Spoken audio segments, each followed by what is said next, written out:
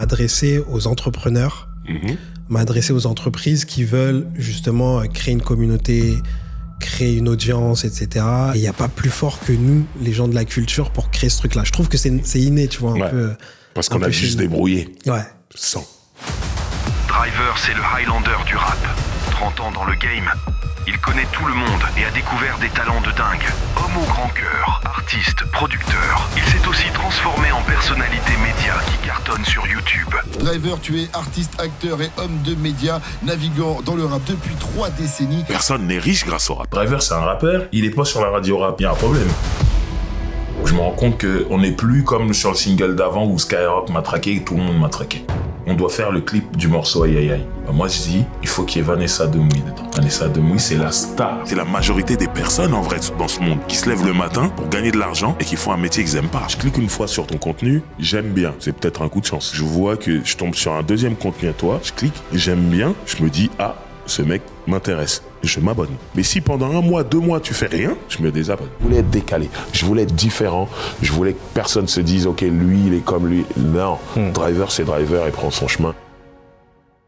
Quand j'ai sorti mon premier album, j'étais dans un océan bleu en fait. C'est quoi ton évolution de ça, de Skyrock? Comment t'as fait la transition jusqu'à Goom, jusqu'à OKLM, jusqu'à aujourd'hui avoir ta chaîne YouTube? La première fois que je me retrouve à bosser sur un média, c'est de la radio et c'était avant West Coast là sur Skyrock. J'ai bossé sur France Inter, dans l'émission de Laurent Ruquier. Mais non! Je ne gagne plus ma vie. Et je t'avoue que cette période-là, ça commençait à me rendre dingue. Marc, ton Batak, connaît le game de YouTube et il me dit tu devrais faire ça. Parle bien, tout ça, raconte quelque chose, les gens vont t'écouter, fais-le. Moi, à ce moment-là, c'est des trucs qui existent déjà, où moi, je dois juste ramener ma personne, je me mets devant un micro et je parle. Et là, lui, il me dit, tout ce que tous ces gens organisent là, tu dois l'organiser toi. Et en plus de ça, tu te mets devant le micro. Ça me paraît impossible, infaisable, insurmontable. Ce n'est pas mon truc. Il me dit, non, tu dois organiser tout un show. Créer une nouvelle chaîne. Je cherche à avoir un maximum d'abonnés avant d'envoyer la première vidéo. Et il y a un engouement parce que les gens connaissent déjà le programme. La vignette, tout ça, c'est des trucs... Tu sais, nous, on balance nos clips. La vignette, c'est un passage du clip. Ouais, voilà. Mais moi, c'est des trucs, ça me dépasse, en fait. Et ça m'a permis de revivre. Cette discussion, donc, je te disais, elle était sur le media game. À partir de quel moment tu as commencé à penser à ça, sachant que, je me rappelle, tu as commencé à l'époque de Skyrock. Alors, je sais plus c'était quoi l'arrangement, mais c'était West Coast là. Tu étais co-animateur. Enfin, voilà. C'est quoi ton évolution de ça, de Skyrock? Une émission, c'était après minuit, je crois. Le lundi. Avec Stomy. Voilà. Comment tu as fait la transition jusqu'à Goom, jusqu'à OKLM, jusqu'à aujourd'hui avoir ta chaîne YouTube, tu vois? C'est long. La réalité, c'est que la première fois que je me retrouve à bosser sur un média, c'est de la radio, et c'était avant West Coast là sur Skyrock.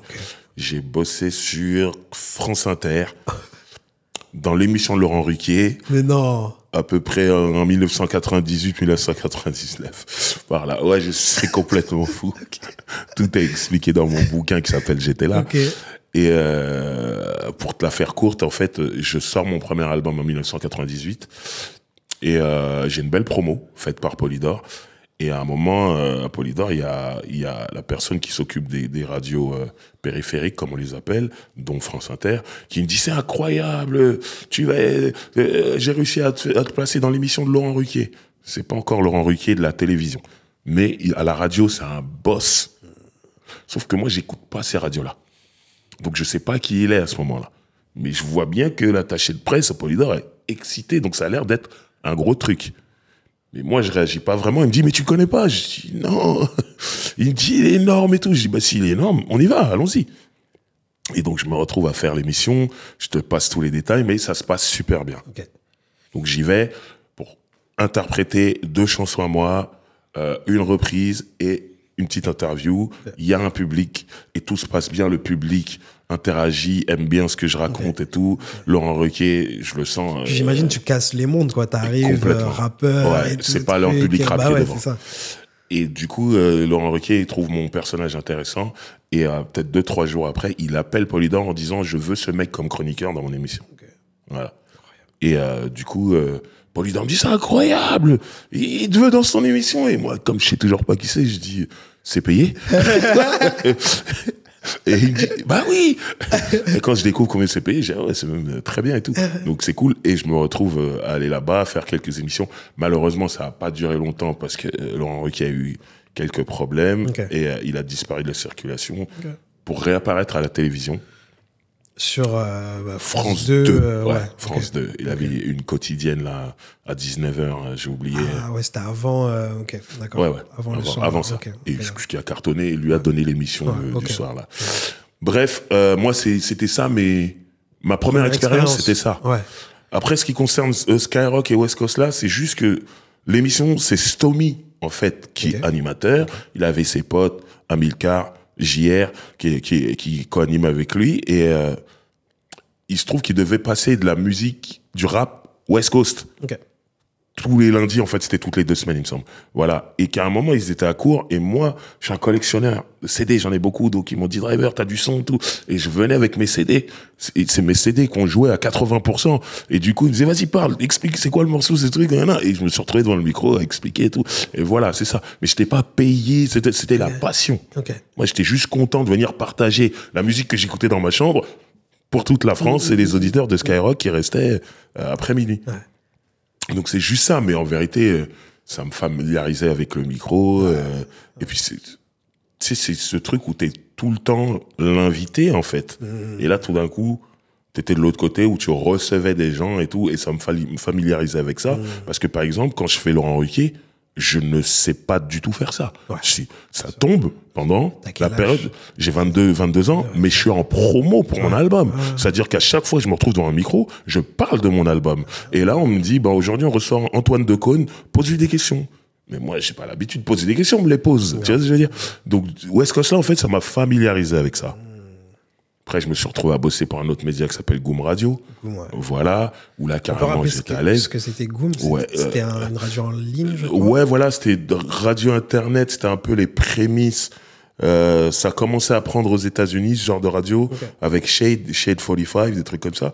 Et en France, il n'y avait pas vraiment, donc je crois que c'était les premiers à vraiment faire ça en grand, vraiment en grand. Et bien sûr, il y avait de la vidéo, c'était de la radio qui était aussi filmée, et donc c'était très viral sur YouTube, les freestyles, on recevait plein de rappeurs et tout ça machin. Et j'avais des émissions là-bas, notamment une avec Ariane Brodier qui marchait bien, je crois que ça s'appelait À table avec, je sais plus, quelque chose comme ça. Ma mémoire flanche. Et c'était avec Ariane que je salue. Et voilà. Donc là, à ce moment-là, je sais mener une interview, je reçois des gens et tout, des invités toutes les semaines et tout, donc je sais comment on fait. Et en plus, la majorité sont des collègues, des compères, des gens que j'ai croisés dans le milieu du rap une ou plusieurs fois, donc il y a une proximité, c'est très facile pour moi d'interviewer les gens, mais voilà, moi tout ça c'est des médias qui finissent par m'appeler, me dire voilà, ce serait bien que tu aies une émission chez nous, et voilà. Et jusqu'à OKLM, ou pareil, c'est le média que Booba lance. À un moment, on me contacte pour être chroniqueur. Je commence par être chroniqueur. Après, très rapidement, j'ai ma propre émission qui s'appelle Rouler avec Driver, qui marche bien. Et voilà. Et lorsque OKLM s'arrête, on me dit Driver, faut que tu continues l'émission. Mais moi, la réalité, c'est que j'ai besoin de souffler. Quand OKLM s'arrête. Qui te dit les internautes, le public. D'accord. Ils me disent ouais, faut que tu continues l'émission même s'il y a plus OKLM. Et moi à ce moment-là, j'ai besoin de souffler. Il y avait La Sauce, j'étais chroniqueur dans cette émission. Il y avait Rouler avec Driver. Il y avait aussi une émission sur le sport qu'on faisait avec Agathe Prou, que j'embrasse aussi. Et voilà. Et il y avait énormément d'émissions. Donc je bossais beaucoup dans ce truc de médias sur OKLM et tout. Et quand ça s'arrête, moi, j'ai besoin de souffler, et je vois qu'il y a une demande pour Rouler avec Driver, mais j'ai besoin de souffler. J'ai pas envie d'y retourner, j'ai pas envie de faire de médias tout de suite, je suis tranquille. Et il y a le Covid qui arrive. Et moi, en vérité, mon argent, je le gagnais à l'extérieur. J'animais énormément de soirées avec des DJ, et ça me rapportait de l'argent comme ça, tous les week-ends, quelques fois dans la semaine, voilà. Et d'un coup, on te dit... Confinement. Tu ne peux plus sortir de chez toi. Il n'y a plus de soirée. les DJ, les speakers, les machins, chômage. Je suis chez moi comme beaucoup de gens et je ne gagne plus ma vie. Donc je regarde le plafond. J'attends que ça se passe. Mais ça se passe pas. On sait pas. Et là, je suis au téléphone avec Marc. Marc Bombatac, pour ceux qui connaissent, donc ancien animateur à radio sur Génération, qui a un label qui s'appelle Bombatac Records, qui a produit El Matador, Brasco, entre autres, Sarah Riani et tout. Et le truc, c'est que lui connaît le game de YouTube. Parce qu'il a une chaîne qui parle de voitures. Ah ouais, tout simplement, rien à voir. Pas de musique et tout. Okay. Ouais, voilà. Et il connaît le game de YouTube et il me dit, tu devrais faire ça. Tu parles bien, tout ça, raconte quelque chose, les gens vont t'écouter et fais-le. Où je dis, ouais, mais comment Je te rappelle que moi, à ce moment-là, à chaque fois, on m'appelle sur France Inter, sur Skyrock, via West Coast là, ou sur Goom Radio, sur OKLM. C'est des trucs qui existent déjà, où moi, je dois juste ramener ma personne, je me mets devant un micro et je parle. Et là, lui, il me dit, tout ce que tous ces gens organisent là, tu dois l'organiser toi. Et en plus de ça, tu te mets devant le micro. Ça me paraît impossible, infaisable, insurmontable. Ce n'est pas mon truc. Moi, je suis un mec, j'écris des textes de rap, je fais des rimes et je les rappe. Et lui, il me dit, non, tu dois organiser tout un show. Je dis, mais je peux pas faire ça. Il dit, si, tu peux. Il me dit, t'as pas besoin de grand chose. Tu te mets face à la caméra et tu parles. Sur le papier, c'est faisable. Grave. Mais je suis là, oui, mais je sais pas, je suis pas motivé, j'y crois pas. Et il me connaît bien, il savait que j'allais être comme ça. Donc il m'a dit, t'as juste besoin d'une caméra et c'est parti. Oui, mais j'ai pas de caméra.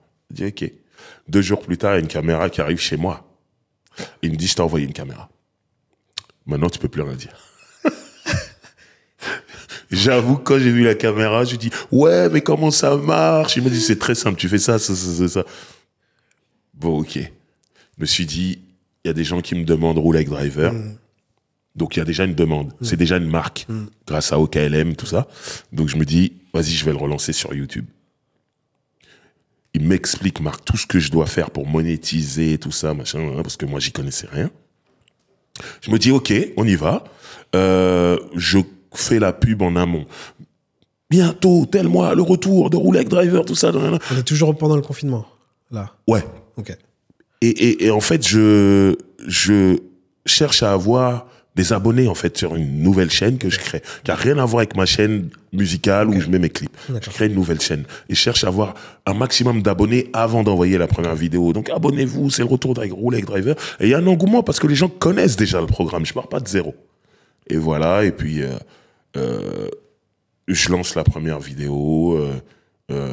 Marc m'aide pour le montage de la première vidéo, la vignette, tout ça, c'est des trucs que tu sais, nous, on balance nos clips. Ouais. Tu balances ton clip. Ouais. La vignette, c'est juste un passage du clip. Ouais, voilà. Moi, c'est des trucs, ça me dépasse, en fait. Quand il me dit, non, quand tu balances un truc sous podcast, il te faut une belle vignette. Tu vas être bien référencé. Les gens vont cliquer plus facilement et tout. Il me fait tout ça. Et dès la première vidéo, carton, c'était une spéciale G-Unit, ça prend et tout, machin. Et voilà, il m'a dit, la régularité, c'est important. Tu te fixes un jour et tu dois respecter ce jour et tout. Moi, je dis, ouais, je veux en faire une par semaine. Ok, tu sors quand? Jeudi. Ok, tous les jeudis, on sort. Et boum. Et c'est comme ça que j'ai fait et tout. Et le premier mois où je reçois une paye de YouTube, on est vraiment dans cette période de flottement, confinement, déconfinement, mais le déconfinement, il dure finalement pas très longtemps. Donc, je travaille peu, tout ça, machin. Et quand je reçois ça, là, je me dis, bouffée d'oxygène. Ouais, ça fait du bien. Et je me dis, faut être régulier pour que ça soit comme ça tous les mois, même que ça monte. Donc je suis régulier, je fais des trucs, et ça monte. Et ça m'a permis de revivre, parce que avec les confinements, voilà, c'était compliqué. Et quand ça se déconfine, je reprends mes soirées avec mes DJ et j'additionne ça à YouTube. Et là, je vis bien. Ok, d'accord. Merci Marc. Marc, franchement, voilà, là c'est ton petit ange gardien, incroyable. Il m'a aidé. Et là on est là, tu as compris YouTube, tu as compris comment ça fonctionne. Ouais. Comment tu t'organises? Comment tu organises tes tournages? Comment tu organises ta ligne éditoriale? Comment tu... tu as aussi un autre podcast à côté, featuring, on en parlera peut-être après. Voilà. Mais moi, j'en ai beaucoup parlé avec JP. Et il me dit que justement, il te poussait sur ce truc-là d'éditorialiser, etc. Lui, c'est le boss dans ce truc-là. JP, qui est Jean-Pierre Sec, qui est connu comme étant grand producteur avec 45 scientifiques et aujourd'hui Allmade, le label qu'on a ensemble, il faut savoir qu'il a une formation de journaliste d'abord. Ouais. Et que lui, c'est un des mecs qui m'a toujours poussé, qui m'a dit, tu racontes trop bien les histoires, viens, on fait un programme. Et avant Roule avec Driver, il y avait un programme qu'on a appelé d'abord Hip Hop Griot, qui est devenu Hip Hop Stories. Oui, je me rappelle. Dans la chronologie, c'est important, on en a pas parlé. Et en fait, ça, c'est arrivé quand en 2010, je sortais un album qui s'appelle L'Architecte. Voilà. Et on se disait, bon, il faut qu'on fasse un peu de promo sur Internet, comment on peut faire. Et Jean-Pierre a eu cette idée, il m'a dit, voilà, tu vas raconter des histoires du hip-hop français et du hip-hop américain. Voilà, tes rencontres avec les gens et tout, des anecdotes. Et nous, à la fin de chaque épisode, telle date, L'Architecte sort, et voilà, c'était ça le but. C'était quand même de vendre une date pour la sortie de l'album à la fin, mais que les gens restent scotchés au récit, au discours, parce que lui, il trouvait que je racontais bien les histoires. Et ça a pris. Donc, du coup, Jean-Pierre m'a dit, tu vois, je t'avais dit, t'as ce truc pour...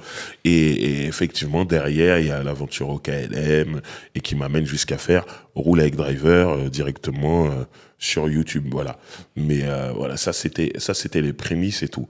Mais Jean-Pierre, parce qu'il a une formation de journaliste, lui, il est dans le truc de éditorialiser. Moi, je suis très freestyle, en vrai. Et Roule avec Driver, comment je les prépare, c'est j'essaie de tenir une chronologie. Voilà. Les débuts, comment il a fait pour avoir son premier deal, une fois qu'il a son premier deal, son buzz qu'il amène à son premier album, toutes les anecdotes qui vont avec.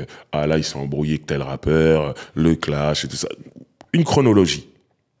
En ce qui concerne mes choix des sujets, au début, je fais tous les rappeurs que je maîtrise le plus parce que j'en suis fan. Ok. Donc je connais leur histoire parce que j'en suis fan, et moi, quand je suis fan de toi, j'écoute pas juste ta musique, je veux savoir tout ce qu'il y a autour. Donc naturellement, tous les premiers artistes que je fais, je les connais très bien. Okay. Voilà. J'essaie de faire que du rap américain parce que justement j'ai ce podcast featuring où je fais que du rap français et j'ai pas envie qu'on se marche, que les deux émissions, les deux programmes se marchent dessus. Donc voilà. Et une fois que mon stock de rappeurs dont je suis fan, dont je connais l'histoire par cœur, une fois que ce stock il est épuisé, on va aller dans ceux dont je suis légèrement moins fan, mais je connais l'histoire à moitié. Et là, je me documente. D'accord. Sur la partie que je ne connais pas. Ok. Et voilà. Okay. Et c'est comme ça qu'on fait. Jusqu'à faire, je suis pas encore arrivé à ça, mais des artistes que je ne connais pas du tout. Ah, ok. Je dis, je suis pas arrivé à ça, mais c'est pas vrai. C'est fait, au moment où on fait ce podcast, c'est pas sorti. Ouais, ok. Mais il y a une émission qui va arriver où justement, je n'y connais rien. Ok. Mais j'invite des personnes qui connaissent très bien. Trop bien. Et moi, je dis, dès le début de l'émission, je dis, je connais pas, mais je sais que c'est important. Ok. On va en parler et je vous ai ramené deux spécialistes. Toujours sur Roule avec Driver. Ouais. Chaud, ça c'est cool ça. Ouais. Histoire d'avoir un maximum sur la culture. Tellement d'artistes que là maintenant tu ramènes quelque chose d'un peu de nouveau. Ouais, voilà, des gens que je maîtrise pas spécialement et tout, mais que je vois qu'ils sont importants. Okay. Et je connais des gens qui, eux, sont assez fans pour en parler. Okay. Venez. Trop bien. Et donc tu as professionnalisé un peu tout ça au niveau de la gestion de la chaîne YouTube, les miniatures, etc. Parce que nous, c'est ce qu'on fait par exemple avec des clients. Ouais. Comment tu t'es organisé? Je crois que tu fais appel à quelqu'un. Ce qui est beau, c'est que le programme m'a plu, Roule avec Driver. Vraiment, je reçois énormément de messages et tout, et ça fait plaisir. C'est ouf.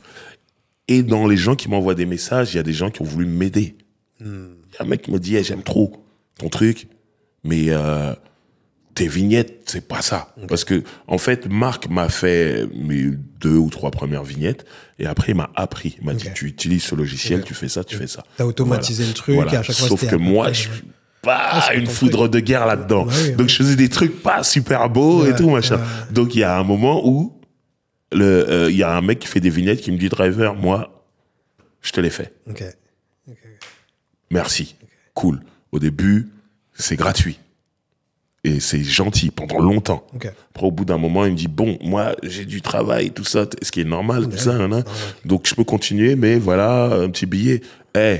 Avec plaisir, tu le mérites. Déjà, merci pour toutes ces vignettes qui ont été gratuites. Maintenant, tac, je paye. La même chose, le montage, je le faisais moi-même.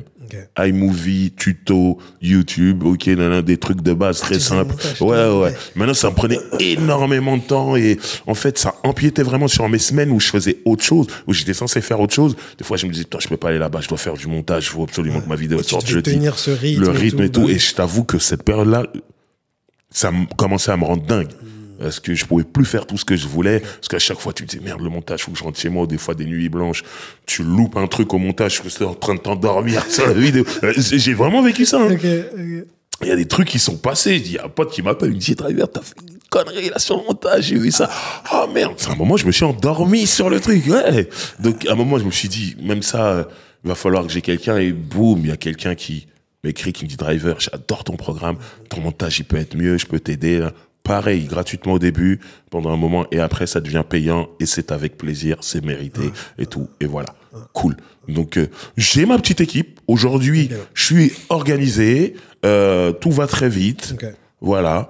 Je fais mon émission. J'envoie mon monteur, mon gars pour les vignettes. D'ailleurs, je les salue, un Visu pour les vignettes, et Heavy Production pour montage. Merci beaucoup, les gars. Vous savez même pas comment vous m'allégez la vie. C'est clair. Parce qu'à un moment, je faisais vraiment tout. C'était à l'arrache, donc c'était jamais super bien fait. Et en plus, je te dis, je commençais à mal le vivre, en fait. Vraiment. Parce que les moments où j'étais en train de monter, c'est des moments où je pouvais aller en studio pour faire ma musique ou faire autre chose et tout. Et je pouvais plus, j'avais plus le temps. Et puis moi, faire du montage, c'est pas un plaisir. Tu vois ce que je veux dire? Aller en studio, c'est un plaisir. Et là, je mettais de côté mon plaisir pour faire du montage, tout ça. Non. Et c'est intéressant ce que tu dis parce que ça prend quelle place ça génère combien dans ton économie, cette partie-là? Et tu vois, tu parlais de musique. Là, t'as plus sorti de musique. T'as sorti l'année dernière. J'en sors régulièrement. Là, 2023, j'ai fait un projet en commun avec LPHA. Voilà. Donc tous les ans, il y a au moins un projet. Voilà. Donc mais ça n'empiète pas sur la musique pour l'instant. Si, parce que en fait le système, le game aujourd'hui, le rap game, il a changé. On sort beaucoup plus de musique. Des fois, je vois des mecs qui sortent un album, un mois après, ils sortent un single qui n'est même pas dans l'album. Et moi, j'apprécie ça. Quand je vois ça, je dis, oh, ça tue. Moi aussi, je veux faire ça. Mais je peux pas.